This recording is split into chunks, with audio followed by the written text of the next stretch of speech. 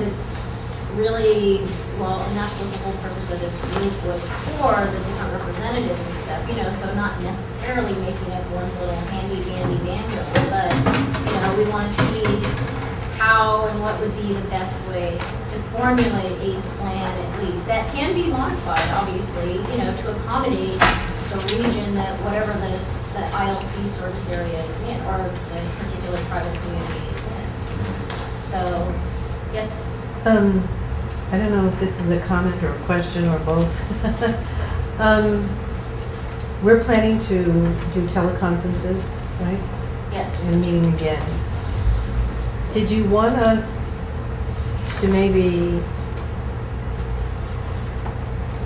this might be, I don't know, but take maybe chapters in this book, or take these questions and break them down, that the next teleconference, we're gonna cover the first 5, or the next teleconference, so that we can focus on those questions, or did we answer a lot of them already?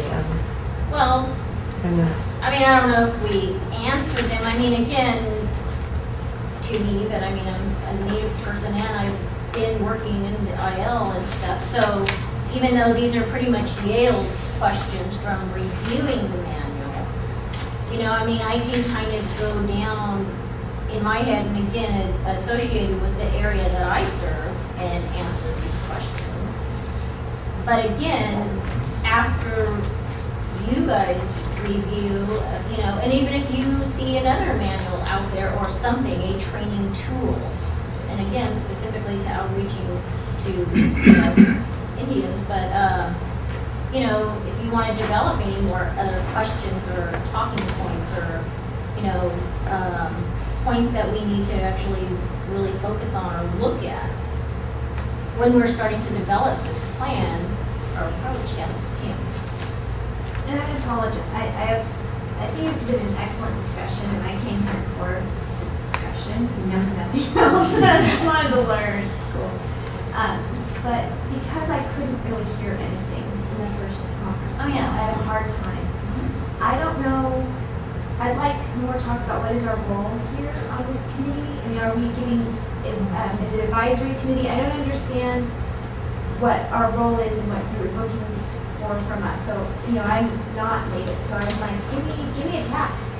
Do you want us to go through the manual? And may I just?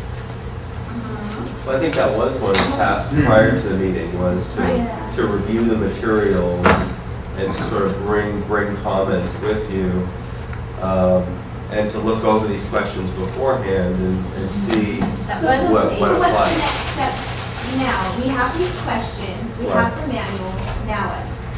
And we were going, and we had a discussion, obviously, and again, if nobody had added any comments to, again, to these two manuals specifically, as far as like from tribal representatives, you know, giving input, whether, you know, from the content of the discussion, anyways, agreeing or disagreeing, or again, obviously, there was a lot of really good input, but, or from the IL representatives, you know, did they have any further questions for IL reps while we're here, you know, about working with the tribes or working within the communities?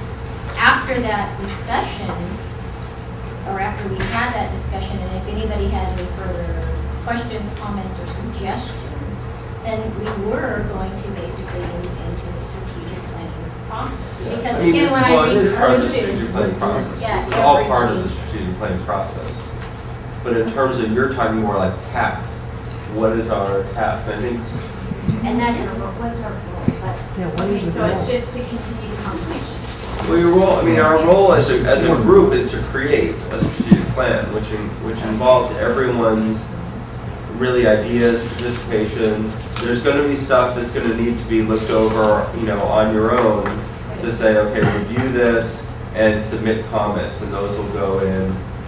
And then as we go through the discussion of the SWOT analysis and strengths and weaknesses, we're not going to get that all out here. A lot of that's going to be, you know, think about what are strengths, weaknesses, opportunities, and threats to this thing. So a lot of it's going to be continuing this and submitting things I would presume, either electronic, either by email or by calling Tanner and saying, I was thinking about this, and I really think we need to bring this into play. One thing that's certainly come out that we've discussed today is that, there are so many, there's not one successful means of communication or means of doing things. And I think that as much to the greatest extent we want to bring that all out and incorporate that into our plan and acknowledge that there may be 8 different ways of presenting this one aspect, given and having that out there. Also, I think it gives us all a common starting ground. It's not as though nothing has ever been done towards the purpose that we're trying to serve right now with this plan. And so by having reviewed that and whatever else may be available that we're not aware of right now, it gives us a good starting point so that we don't have to start from scratch since this work's already done to some extent. And again, as I think I said before, as we go through the planning process, these questions are going to be coming up in different contexts, and they're going to need to be addressed in those contexts. And so the conversation we've had so far is going to be very valuable towards bringing us along.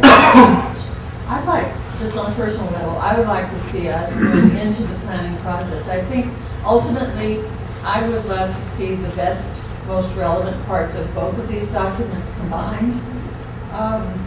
Yes. And anything new And added. anything new added, Obviously, yeah.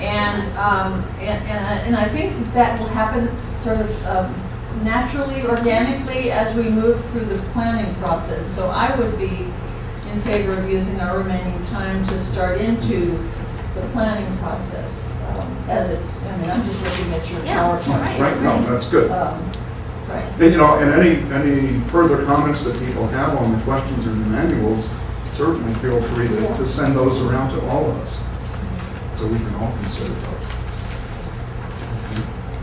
Are you all So- good with that at this point? To start the. And well, David, you just you were mentioning the website itself has a blog capability on it, and if we can set up some kind of blog format that anybody can just go in and be adding to it, it can continue this ongoing process of thought, through the website as well. So the blog is also a tool I think that we should probably look into really utilizing with the website. More like a forum, right? To make like a forum, exactly. Not like a log, but a forum. It's Everybody, more of a forum where you can add ideas. and- everybody here could have their own login and you sign in as, And everyone can as add Adam, and he says, and you type in, you look for your topic. It's sorted by topics. You can make a new topic. And you go in there. Yeah. Anyway, Yeah, It's a good way to keep it going with, on remote. so I can set that up if I just get a list of names okay. and passwords you guys want, or I'll give them to you. Okay. So moving along into the planning process, one of the things that we sent out prior to this meeting were some materials that could be used here, and one of those was called 10 Steps to Turning Goals Page into 30. Accomplishments. You all received those. I do have some extras here if anybody needs that. Extra what? Pass those along to whoever. I don't have enough for everybody, so hopefully we can walk this with you. But as you can see, if you look at that document, the planning process itself is just the first part of it. Once we've gone through that, then there's a reality check on it to make sure that we haven't bitten off more than we realistically can chew. In my experience, having done many of these things, that most organizations at least try to do that. And it's kind of self-defeating. It moves on through an updating and revision process so that we can bring our plan into something that in fact can be accomplished. And then the feedback, because realistically, and if this is going to be an effective plan, it's got to be a living document. We've got to go out there, we've got to do our best, find out what works, what doesn't work, make adequate revisions, go back out and do an improved version, and that never stops. It never stops. We need to keep doing that. And so I recommend that to you, and by the way, that particular document is something we created, and it is a work in progress. So if you take a look at that and you have any suggestions for improvement, we'd be happy to hear them. We've already started on the first step, obviously, was the pre-planning and reviewing existing materials, which we've already spent a lot of time on today. We will move into creating a vision statement, a mission statement, and determining what values that we need to bring to this process. Once we've done that, we'll talk about establishing specific goals. What specifically do we want this plan to result in? We will, once we have those, determine the strengths, weaknesses, opportunities, and threats for each one of those. And while there will be similarities between them, they won't all be the same. And then use those to create strategies to achieve those goals. That would be the first part of the planning process. Do you want to elucidate what, like, areas for goals, like administrative, you know? Well, we'll determine that when we get there. So certain goals may be administrative, certain may be programs, certain may have to do with fundraising, whatever we need to do. And we'll work in those areas. Excuse me. Moving on, to support each of those strategies, will create the actual action steps that need to be accomplished. Those will include all the things that we need to actually make progress in here, such as staffing, funding, resources, timelines, that sort of thing, very specific. Then we'll define progress measurements and feedback. How are we going to be able to tell whether in fact what we're doing out in the field is being effective? And how are we going to find out if it's being effective, so that we have that feedback that can come back and tell us what we're doing right and what we could improve upon. Once we've done all that, we'll write up a draft plan, send that around, get everybody's input to make that finalize that. And then the most important step is to actually implement the plan. I've got to say, for those of you who may not be aware of it, a couple of years ago, DSLC hired us to do their strategic plan. And amazingly enough, they actually used that plan and have accomplished quite a few of the goals already. So it's worked out really well in that regard. And then you want to mention about if you don't have a plan? Well, basically, in regard to a goal, that is, I had a management professor in graduate school that always used to say, if you don't know where you're going, any road will take you there. So, if we don't want to go down that particular set of roads, let's do it this way. All right, so far we've talked about the introduction, the material review, and the process, and that's why they're checked off. And we will move ahead as far as we can today, and then beyond that on our own and in subsequent teleconference or video conference meetings with the vision, mission, values, the goal setting, the strengths, weaknesses, opportunities, and threats, the strategies, and of course the wrap up and next steps. So that is where we are. And unless anybody has questions, or if anybody does have questions, now's a good time, after which we'll move into looking at a vision statement. Okay. Another of the materials that was sent out before the meeting was the vision, mission, and values definitions. And I again have some extras of those if anybody needs them. But you should have all of those.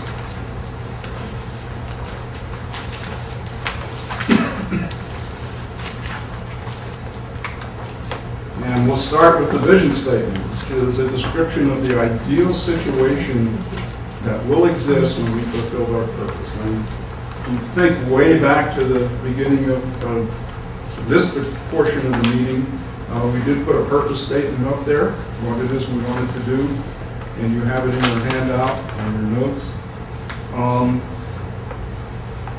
What will it look like? What will the world look like? How will it be different if in fact we are totally successful in fulfilling that purpose?